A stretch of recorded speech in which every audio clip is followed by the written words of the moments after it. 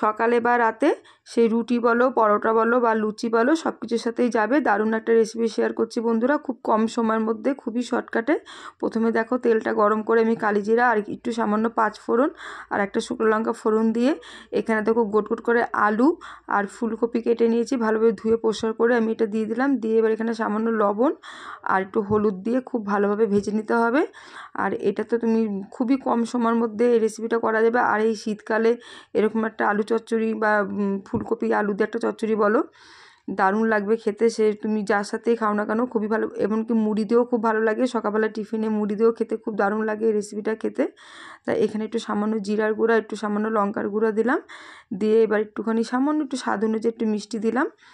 দিয়ে এবার আমি একটু সামান্য জল দিয়ে আমি একটু ভালোভাবে মশলাটা কষিয়ে নেব। আর তোমরা চাইলে বাদও দিয়ে দিতে পারো জিরার গুঁড়া, লঙ্কার গুঁড়োটা, কাঁচা লঙ্কা চিরেও করতে পারো, তাও খুব দারুণ লাগবে এই চচ্চড়িটা খেতে। তোমার এখানে দেখো এইভাবে আমি কষিয়ে নিয়েছি। এবার আমি এখানে মানে জল দিয়ে দেবো। তোমরা জলটা পরিমাণ মতন তোমরা বুঝে দেবে, যে যেরকম ঝোল রাখতে চাও সেরকমভাবে ঝোলটা রাখবে। এটা গা মাখাও ভালো লাগবে বা একটু পাতলা ঝোল হলেও এই রেসিপিটা খুব দারুণ লাগবে খেতে। তাই রুটির সঙ্গে করলে একটু ঝোল রাখলে ভালো লাগে, আর লুচি পরোটার সঙ্গে খেলে একটু গা মাখা রাখলেও কোনো অসুবিধা নেই, কারণ রুটিতে একটু জলটা বেশি, মানে ঝোলটা একটুখানি বেশি লাগে। যাক, তোমাদের যেরকম পছন্দ তোমরা বুঝে করবে। আমার যেটা মনে হয় আমি যেরকমভাবে পারি তোমাদের সাথে সেইভাবে রেসিপিগুলো শেয়ার করি। তাও উপর দিয়ে আমি একটু কাঁচা লঙ্কা দিয়ে দিলাম। আমার মনে হলো লবণটা একটু কম আছে, তাই আমি উপর দিয়ে একটু লবণ দিয়ে দিলাম। দিয়ে এবার আমি এরকমভাবে ঢাকনা দিয়ে আমি ভালোভাবে এটা সেদ্ধ প্রায় হয়ে এসছে, তাও ঝোলটা একটু খুব ভালোভাবে ফুটিয়ে নেবো। আর নামানোর আগে আমি একটু ধনেপাতা কুচি দিয়ে দেবো। দিয়ে এবার খুব ভালোভাবে নাড়াচাড়া দিয়ে আমি এবার ঢেকে রাখবো, যাতে ধনেপাতা গন্ধটা খুব ভালোভাবে আসে। আর তোমরা হাতা দিয়ে এরকমভাবে একটুখানি মানে একটু আলু টালু ভেঙে দিলে কি মানে ঝোলটা একটু সুন্দর টেস্ট হবে আর একটু ঘন টাইপেরও হবে। তো এইভাবে দেখো আমি আলু চচ্চড়ি নামিয়ে নিয়েছি। আমি আর ঝোলটা টানালাম না, আমি এটা একটু ঠান্ডা হলে ঝোলটা একটু জমে যাবে।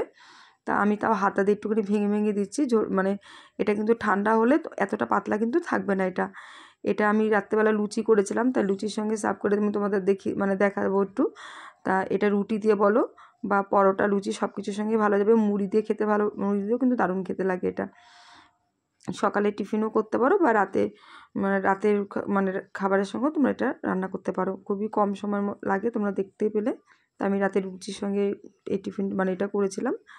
তা আমার এটা যদি ভালো লাগে তো অবশ্যই লাইক কমেন্ট করো, আর এইভাবে আমার পাশে থেকো বন্ধুরা। আর আমার কথার মধ্যে মনে হচ্ছে একটু ভুল আছে, কারণ আমার খুবই ঠান্ডা লেগেছে, কথা বলতে খুবই অসুবিধা হচ্ছিলো। তা আমার এখনও পর্যন্ত যারা শেষ পর্যন্ত ভিডিওটা দেখছো ফেসবুক বা ইউটিউব দিয়ে, সকল বন্ধুদের অসংখ্য ধন্যবাদ, অনেক অনেক ভালোবাসা।